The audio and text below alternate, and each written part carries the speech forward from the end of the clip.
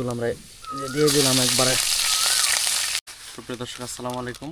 তো আমরা বিভিন্ন ব্যস্ততার কারণে অনেক দিন যাবত আপনাদের ভিডিও দিতে পারিনি, তো সবার কাছে আন্তরিকভাবে দুঃখিত। তো আজকে আমরা এই যে দেখতে পাচ্ছেন একটা লুডুস, এই যে তো এটা কিন্তু আমরা আজকে গ্রাম্য পরিবেশে রান্না করব। তো সবাই সাথে থাকেন, আমরা কিভাবে নুডলসটা রান্না করি এবং কি রান্না করার জন্য কিন্তু এই যে নুডলস একটু বের করে নিচ্ছি। তো একটু এই যে অল্প করে দিয়ে দিলাম, আমি একজনে খাবো। পেঁয়াজগুলা খুব সুন্দরভাবে কেটে নিতেছি নুডলস রান্না করার জন্য, কুচি কুচি করে। এইভাবেই কিন্তু পেঁয়াজ কাটতে হয়। মরিচ নাই, মরিচ দাও। তো দিয়ে দিলাম খুব সুন্দরভাবে আলমো। এই যে তো এগুলা কই দিয়ে নাড়াচাড়া করে দিলাম।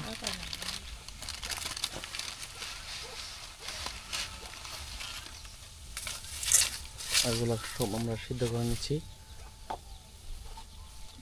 একটু নাড়াচাড়া করি। নাড়াচাড়া করলে কিন্তু ভালো হয় অনেক। দর্শক দেখতে পাচ্ছেন প্রিয় বন্ধুরা,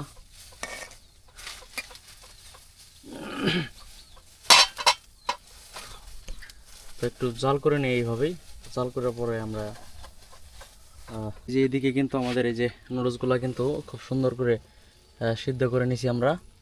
তো এগুলা কিন্তু যে ছাঁকনির মধ্যে এখন আমরা ঢালবো। এই ধরো দুই হয়ে দিলা ধরো। তো এই যে ছাঁকনির মধ্যে কিন্তু ঢেকে নিলাম খুব সুন্দরভাবে। মালিত পড়বো ধরো। তো এখন আমরা কিন্তু এগুলা যেভাবে প্রসেস করে রান্না করা হয় ভাজি করে, এখন আমরা যে রান্না করব।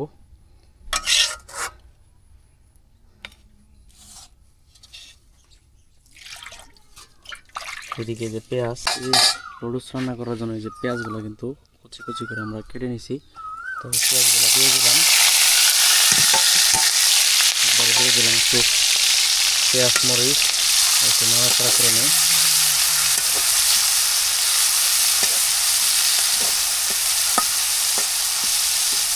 তো খুব সুন্দরভাবে পেঁয়াজগুলো একটু ভেজে নিই আমরা।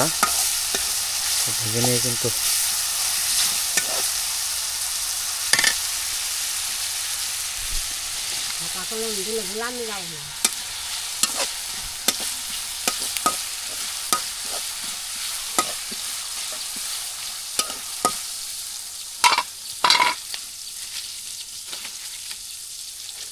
এভাবে কিন্তু গ্রাম বাংলার একবার মাটির চুলায় কিন্তু আমরা রান্না করতেছি।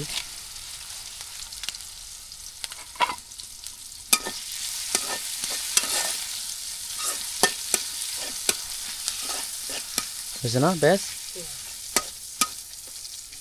এই যে পেঁয়াজগুলো কিন্তু সব ভেজে নিয়েছি দিয়ে এখন নুডলসগুলো আমরা দিয়ে দিলাম একবারে কিন্তু দিয়ে দিলাম খুব সুন্দরভাবে কিন্তু দিয়ে দিলাম একবারে।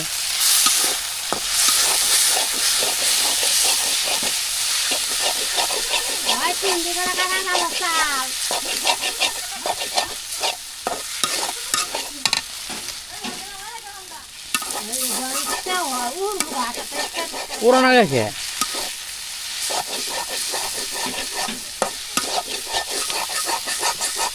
পুরানা কিছু যে